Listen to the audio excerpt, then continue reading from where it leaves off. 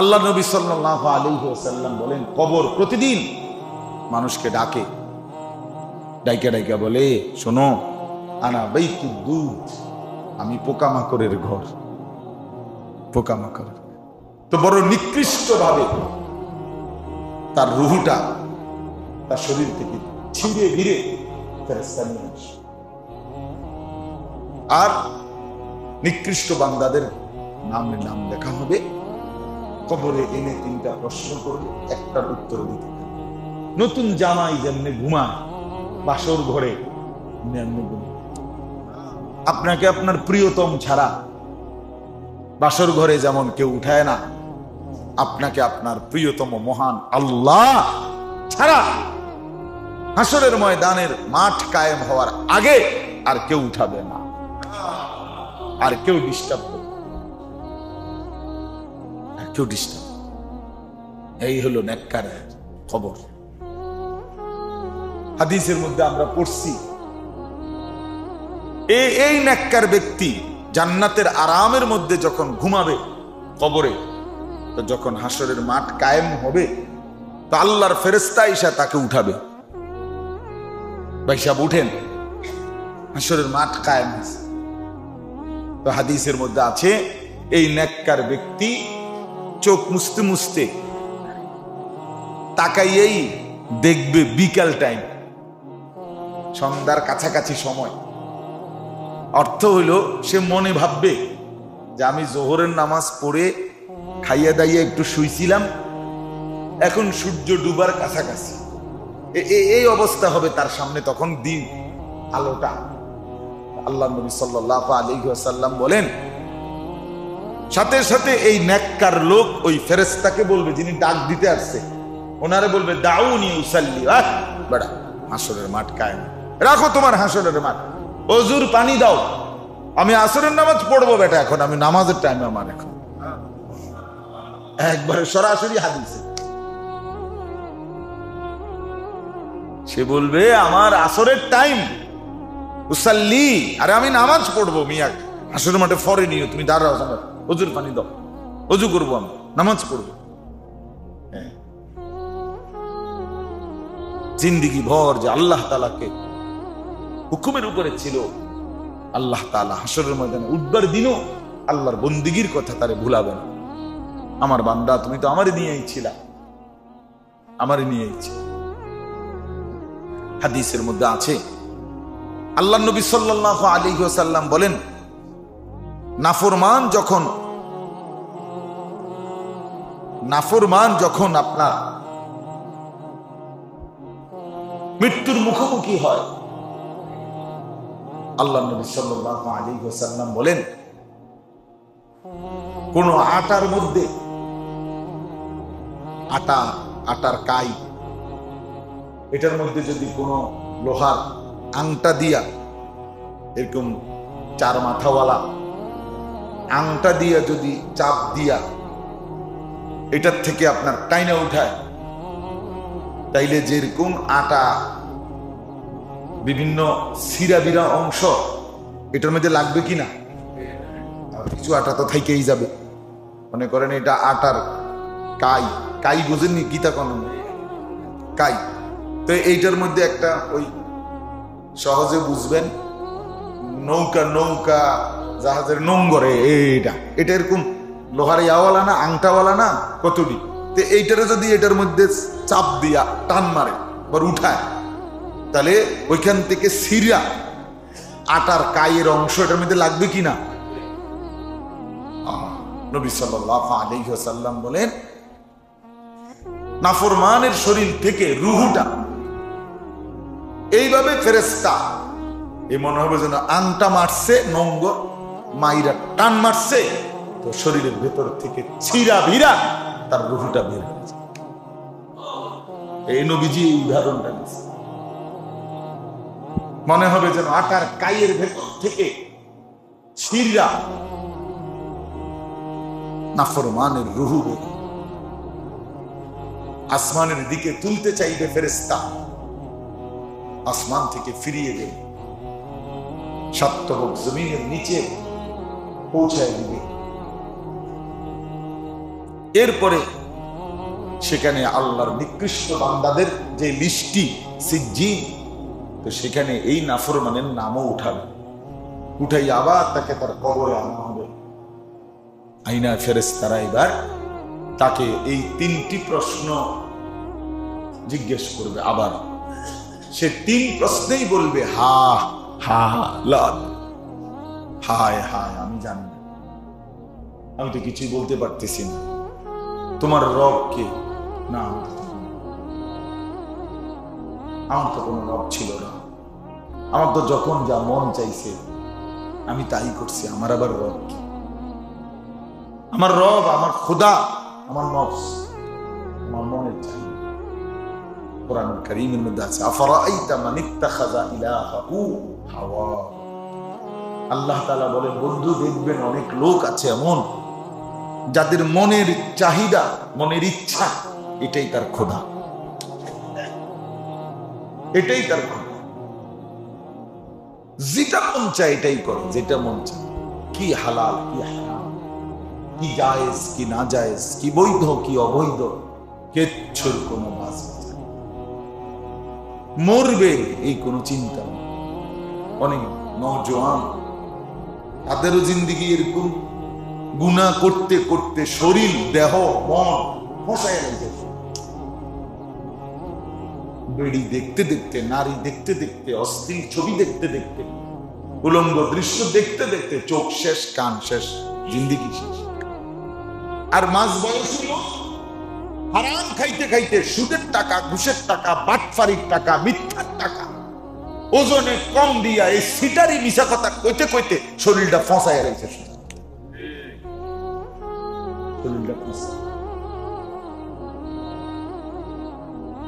হাসতে হাসতে মিশা কথা, ঠান্ডা মাথায় বুঝতে শুননা সুদের টাকা নেই।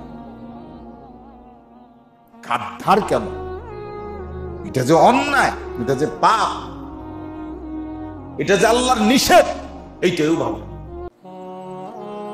এইটাও ভালো। কি আশ্চর্য, মানুষ এত বড় মুতাকাব্বির হয় কিভাবে, অহংকারী হয় কিভাবে। আল্লাহ নবী সাল্লাল্লাহু আলাইহি ওয়াসাল্লাম বলেন, হকের বিপরীত মানে কোরআন সুন্নাহর আলোকে যেটা হক, সঠিক, সহিহ, এর উল্টো যে করে সেই অহংকার। বাতারুল হক, অহংকার। আলাইসা ফি জাহান্নাম মাসওয়াল লিল মুতাকাব্বিরিন।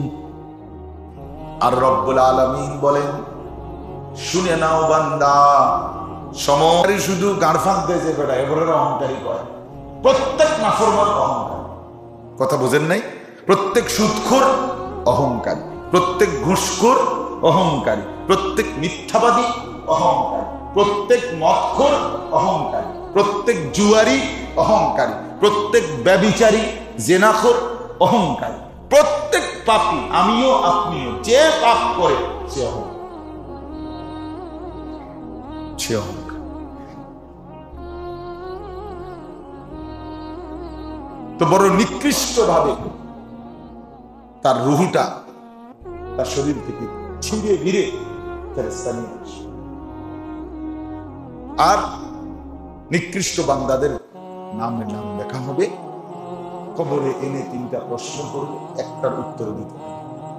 এই তখন পরিষ্কার হাদিস, আল্লাহ নবী সাল্লাল্লাহু আলাইহি ওয়াসাল্লাম বলেন, আল্লাহ তাআলা তখন বলবে, কাযাবা আব্দি, আমার বান্দা মিথ্যা বলছে। আমার বান্দা কি বলেছে? এনে মজার বিষয় শুনেন, এই কথার মানে কি? এই কথার মানে হলো আল্লাহ তাআলা বলবেন, ওই এখানে ভান ধরছে, ওই বলতেছে সে জানে না রবকে, সে জানে না দিন কি, সে জানে না ইনি কে, নবীকে চিনে না, জানে না। আল্লাহ বলে, না, এটা তো হইতে পারে না, আমি তো তার কানের মধ্যে লক্ষবার আমার নাম শুনাইছি, আমি তো তার কানে লক্ষবার ইসলামের আহ্বান পৌঁছাইছি, আমি তো তার কানে কোটিবার আমার রসুলের নাম পৌঁছাইছি। ওনাকে না চিনা, ইসলামকে না চিনা আমি আল্লাহকে না চিনার তো কোনো কারণ হইতে পারে না। হেইতে দিয়ে অঙ্ক আমি চিনি না, আমি জানি না। আল্লাহ তাআলা বলে বাটফার জীবনভর বাটফারি করতে করতে এখনো মিথ্যা বলতেছে। বুঝছেন না? অর্থাৎ সে বাস্তবিক অর্থেই চেনে না ব্যাপারটা কি এমন।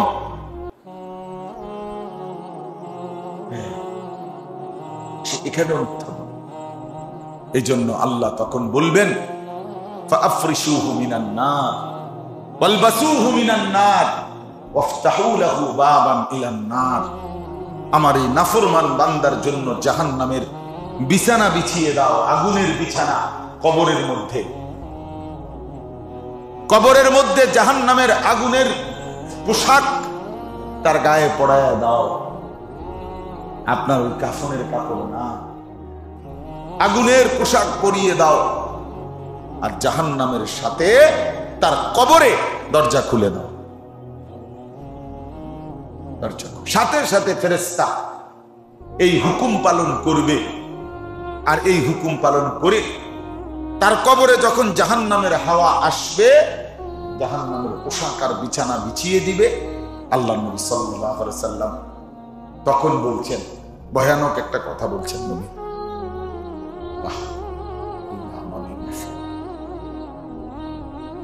আল্লাহ নবী সাল্লাল্লাহু আলাইহি সাল্লাম বলছে, একটু আগে তো বলছে যে বান্দা নেককার প্রশ্নের জবাব দিতে পারছিল, তার কবরটা কি হয়েছিল? অসুস্থ হয়েছিল। কত হাত? 70 হাত অসুস্থ হয়েছে। কিন্তু এখন এই নাফরমানের কবর কি হবে? আল্লাহ নবী সাল্লাল্লাহু আলাইহি ওয়াসাল্লাম বলেন, কবরের মাটি তারে এমন জোরে একটা চাপ দিবে, হাত্তা তাখতালিফা আদলাহু, তার ডান দিকের হাড্ডি পাঁজর বাম দিকের গুলো ডান দিকে চুরমার হয়ে যাবে। খালাস। কি ভাবছিস নাফরমান? কি ভাবছিস?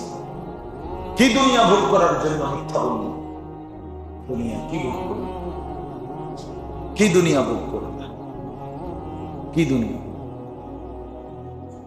আল্লাহ যদি সুস্থ স্বাভাবিক না রাখে, কই অর্থ, বিত্ত, টাকা, সম্পদ, ক্ষমতা মানুষের নিরাপত্তা দেয়? কথা বলেন না কেন? তো কই দিল? কই দিল? কই অর্থ, বিত্ত, ক্ষমতা এটাই যদি নিরাপত্তা দিত তো ভাগলো কেন? কথা বলেন না কেন? ভাগলো কেন? বাকিগুলো ভাগতেছে কেন? হ্যাঁ, 14 গোষ্ঠী ভাগ্য হয়ে গেল কেন? আল্লাহ তাআলা প্রমাণ করছেন, বান্দা তুমি ভুল বুঝছো। ক্ষমতা, টাকা এটা মূল বিষয় না বান্দা। আমি যদি স্বাভাবিক রাখি, বাঁচতে দেই, সুখে থাকতে দেই, আমি যদি নিরাপদ রাখি তাইলেই নিরাপদ, নাইলে 2 পয়সার বেল নাই বেটা তোর। বেটা তোর ক্ষমতা, তোর অহংকার, তোর মাতব্বরি, তোর বড়াই, তোর গর্বে তুমি আল্লাহর সামনে কানা করি কোনো মূল্য নাই। আছে কোনো মূল্য?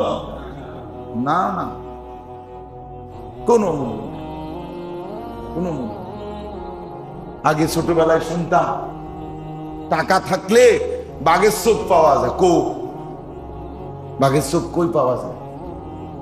টাকা সহজে যারা খায়, টাকা শুদ্ধ যারা খেয়েছে, কিন্তু বাঘের চোখ পাইল না। কি ব্যাপারটা কি? টাকা থাকলে না বলে বাঘের চোখ পাওয়া যায়? টাকার জন্য তো পাগল হয়ে আছেন, আমিও আপনিও। পারেন না দুনিয়া সিরা খাইয়া লাইবেন। টাকাই সমাধান দিবে, টাকাই নিরাপত্তা দিবে। কই নিরাপত্তা দিল? কই বলে আল্লাহ তাআলা। আর কেমনে দেখাইলে আমরা বুঝতাম? আর কি দেখাইলে আমরা বুঝতাম? আর কেমনে দেখাইলে আমরা বুঝতাম যে দুনিয়া নিয়া অহংকার করতে নাই, ক্ষমতা নিয়ে অহংকার করতে নাই। ব্যক্তি হোক, দল হোক, একজন হোক, দল হোক, কেহই দুনিয়ার কোনো ক্ষমতা, প্রভাব, প্রতিপত্তি, শরীর, স্বাস্থ্য, যৌবন নিয়ে অহংকার করতে নাই। এটাই বাস্তব কথা। আল্লাহ তাআলা কোরআন কারীমে বলছেন, আওয়ালাম ইয়ালাম আন্নাল্লাহা ক্বাদ আহলাকা মিন ক্বাবলিহি মিনাল কুরুনি মান হুয়া আশাদ্দু মিনহু কুওয়াতান ওয়া আকসারু জামআ। আল্লাহ তাআলা বলেন, বান্দা তুমি জানো, অহংকার করো না। আল্লাহ বান্দাকে বলছে, বান্দা অহংকার করো না। বললাম তুমি জানো না আমি আল্লাহ তোমার আগে সম্পদেও বেশি ছিল, শক্তিতেও বেশি ছিল, এমন অসংখ্য ব্যক্তি না, শুধু জাতিকে গোটা আমি শেষ করে দিই। তুমি কার লোকে মাতবরি করো? কথা বোঝেন? কার তুমি কি তা? ফেরাউনের মতো বেড়ারে হতায় রাখছি আমি, নমরুদের মতো বেড়ারে হতায় লাইছি, কওমে নূহ, কওমে লূত, কওমে সামুদ, কওমে শুআইব একটা আসার দিছি, শেষ করে দিছি আমি আল্লাহ। তুমি কে? আমি অহংকার করো, মাতব্বরি করো। এই জন্য বাপ তো ওই ব্যক্তি তখন এই যতদিন পর্যন্ত হাসরের মাঠ কায়েম না হবে ততদিন পর্যন্ত আল্লাহ তো সিদ্ধান্ত দিয়েই দিল, এবার তার কবরের মধ্যে আযাব চলতেই, বিষধর সাপ, বিচ্ছু, অন্ধকার ঘর কামড়াইতেই থাকে।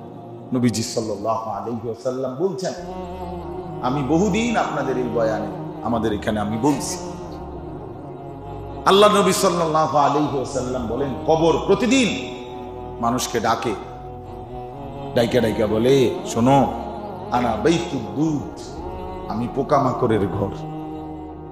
পোকামাকড়।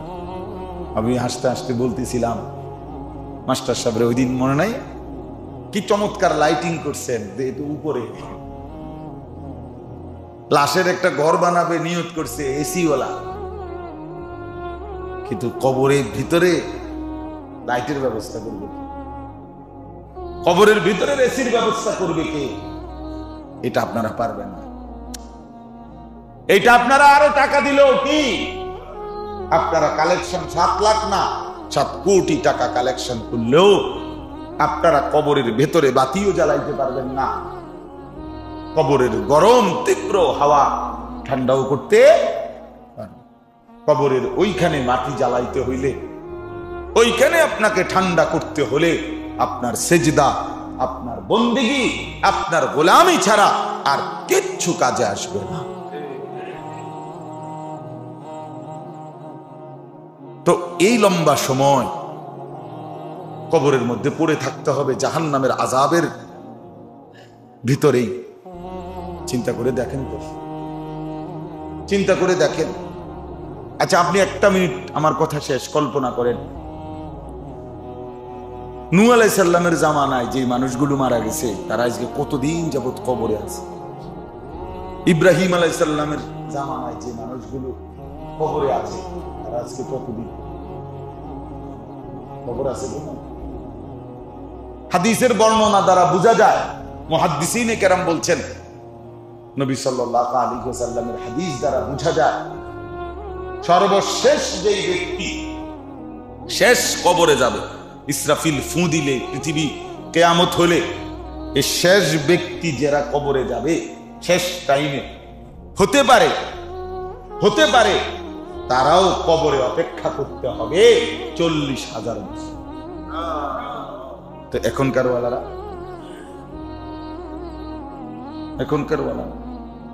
ও নূহ আলাইহিস সালামের জামানার হেরা, ইব্রাহিম আলাইহিস সালামের জামানার, আমাদের নবীজি সাল্লাল্লাহু আলাইহি সাল্লামের জামানার হেরা, আমাদের চোখের সামনেই তো গেছে 1,500 বছর। আমাদের চোখের সামনে তো, আমার কাছেই তো এখন হিসাব আছে 1,500 বছর। তো আবু জেহেল কবরের মধ্যে ফিডা খাইতেছে যে কত বছর, আবু লাহাব আজকে কত বছর ফিডা খাইতেছে, ছোটখাটো ফিডা আছে 1,500 বছর। আরো কত কাল অপেক্ষা করবে কে জানে।